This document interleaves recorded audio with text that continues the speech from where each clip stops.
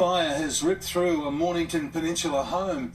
Neighbours rushed to help as 4 people and a dog escaped the flames. The fire damaged the garage, a boat and the roof of the Mount Martha property. Thankfully, no one was injured. My house almost burnt down last night. This isn't some sort of clickbait or attempt of, just boosting my channel and getting a bunch of views. It may seem like that from the title, but this is just something I genuinely wanted to share because it was a life-changing experience, and it's something that you don't really know what it's going to be like until you actually experience it. And I'm just so glad nothing happened to anyone's lives, anything's lives, and it was just one part of a building that burnt down. But as you guys could see from that footage just then I showed you, it's considerable damage to my next door neighbours. And if you've watched Have You Seen It before, guys, you'll see just behind me to my left in shot, there's wood paneling that you can just see barely in the shot, but you can see it, and it adds to the sort of aesthetic of what's behind me outside. That's burnt down now.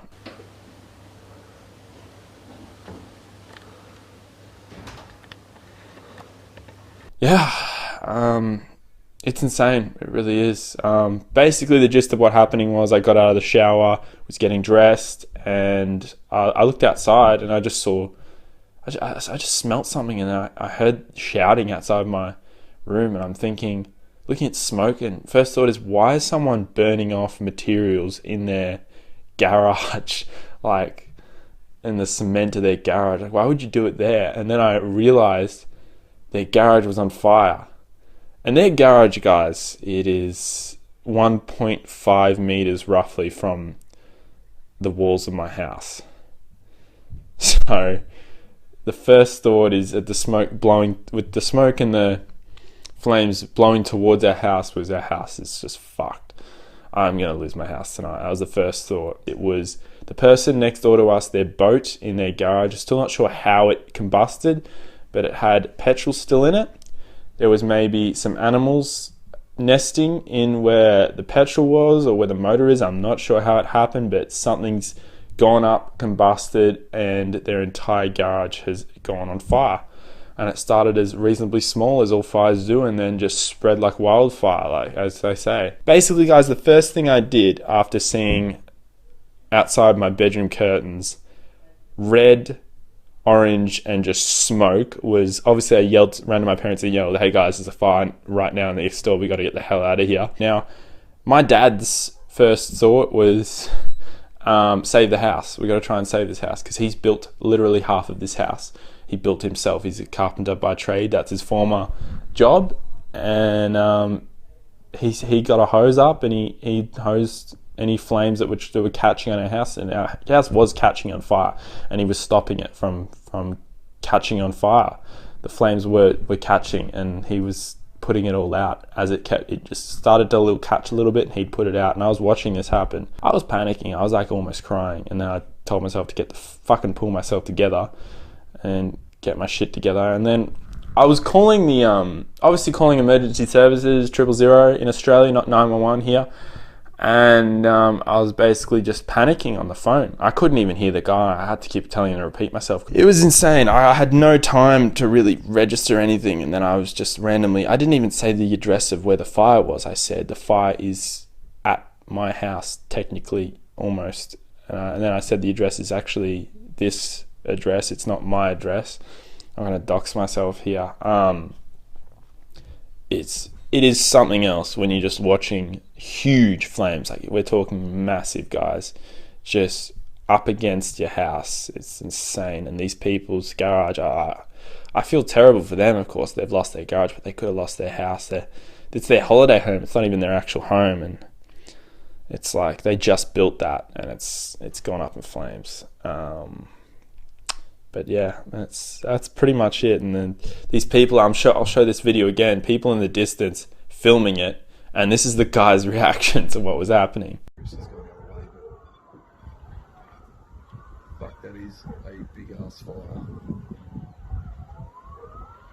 And that wind is not good. Because if that goes in that reserve, it's insane. I'd never wish it on my worst enemies. It is a seriously scary experience watching your house almost go up in flames. I have lived in this house almost 21 years old, and I've lived here every single day of my life. I've never moved in my entire life. I've had the same bedroom my whole life where I used to film my YouTube vids. This studio I'm filming in right now, I can't believe it's not complete ash, and I'm able to film in here. This entire building should be ash right now. It is just pot luck that the wind wasn't as strong. Only 4 hours later, the wind was about 13 kilometers an hour stronger, which would have been a disaster. It would have blown the flames too quickly onto our property, and it all would have just gone up if the wind was any stronger than it was. It was windy a little bit. It was like this, but the wind was kind of blowing different directions. So the flames would blow back towards them, and then it would blow back towards us. Excuse the editing in this video, guys. It was something I just wanted to release because it's very fresh, and it's something that just happened and fresh in my mind. And that's why I wanted to film it and just release it, because it's to tell the story of what happened, really. Somewhere around there, I can see it. It's going towards the light. From the front of the bike. Yeah, I'll bring the line round this way. Can you see that? Yeah. Yeah, you know, like when you're here, light is not in your eyes. Just see it, yeah. Yeah. You see it? Okay. Yeah. Yep. This is not a fucking story. It's not a story. Yeah. It really is something else when in the space of a minute of your life, you are just really relaxed and chill, and then you look outside your window, see red and yellow, and 40 seconds later you're running out the front of your house, or not even 20 seconds later, and there's just thousands. It's completely pitch black, by the way. This happened at night, obviously. Thousands and thousands of embers, just little tiny embers like fireflies, all above you, and you're just like, yeah, the first thought is the house is gone. There's no point trying to fight it. My dad had the know-how. He's been in a fair few fires. He had the know-how to realize that the house wasn't on fire yet, and there is something you can do before anything gets worse. And he stopped our house from getting on fire, and I thank my dad, man. What a legend. Thumbs up in the comments and the likes for my dad if you're going to like this video. It's just crazy. I'm glad it's not a William Osborne type video where his house actually burnt down. I can't imagine what that would be like, the house actually burning down. This is my life. This is where I've slept. This is where I've lived. This is where I've eaten. This is where I've made YouTube videos. This is where I've done everything for 20 fucking years. 21 almost years.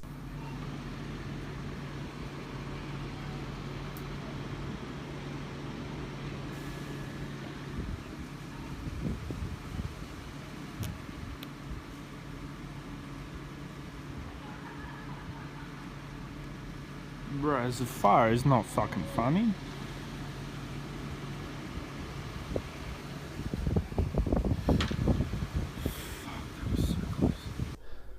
It's insane. This is the next door neighbours talking about the stories. He just said just then, as I'm filming this, I came out here at 7:30 and I thought there was a fire, and I thought it was you guys. That was his words. You probably heard it on the mic anyway. I could probably turn it up. Anyway, guys, that's the story. That's it. I have something else to add to this video that isn't related to the fire. If I remember anything else in my brain, I'll probably say it after this. But the Logan bot video I just uploaded last night, it is just ridiculous. The comment section of that video, they're all bots almost. And the Logan bots returned in the comment section, and so is this one that keeps changing the names of its profile. I got screenshots of it changing its name. Just ridiculous garbage. YouTube's being spammed by this garbage at the moment, and I hope YouTube cracks down and gets... I know they're working on it right now, but it's freaking insane how much these bots have taken over.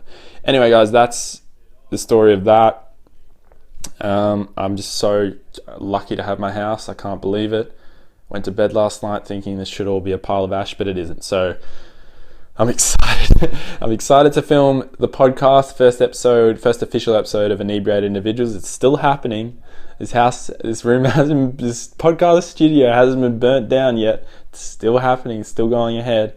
And I'll be talking in that about life threatening or, you know, intense experiences that we've all been through. That's going to be one of the big topics. And of course, I'll be talking about the fire that I just had. My mate Jake's going to be talking about an intense experience. And if another mate of mine's going to be there, she'll be talking about an intense experience. We're going to see who is going to be there. We got 3 confirmed. And yeah, it's crazy.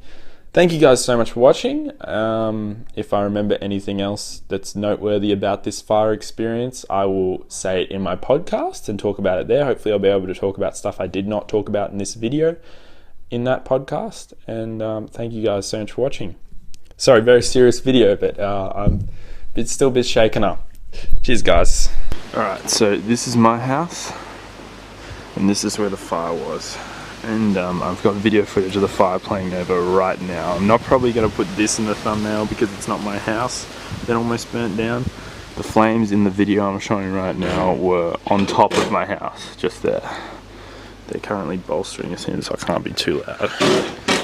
Just the glass window, one of our windows, shattered from the fire, the pressure of the fire. The heat was too much for it. It's just completely gone. And I'll play footage right now of what this structure looked like before this, because I did like a room tour video where I showed it.